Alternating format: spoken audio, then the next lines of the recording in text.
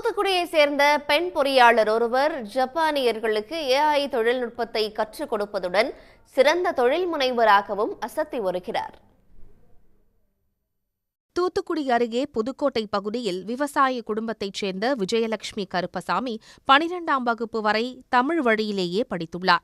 கோவையில் பொறியியல் படிப்பை முடித்த அவர் கடந்த 2019இல் தனியார் நிறுவனம் ஒன்றை தொடங்கி தொழில் நிறுவனங்களின் மின்சார சிக்கனம் தொடர்பாக சேவைகளை வழங்கி வந்தார்.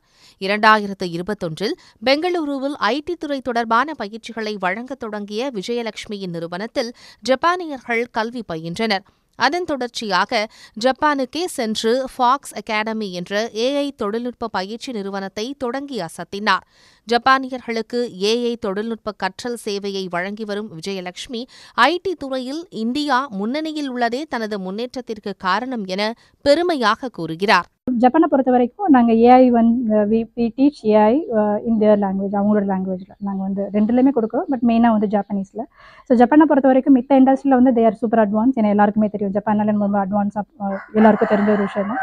But when it comes to IT, India we are super rich, we are super advance.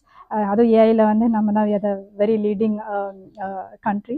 So இப்போ இது ஒரு வெளியில் போகும்போது தான் தெரியுது நம்மளுக்கு என்னென்ன மாதிரி ஆப்பர்ச்சுனிட்டிஸ்லாம் வெளியில் இருக்குது. எஸ்பெஷலி ஒரு இந்தியானாலே அவங்க பார்க்குற விதம் எப்படி இருக்குங்கிறதுலாம் வெளியில் இருக்கும்போது தான் தெரியுது.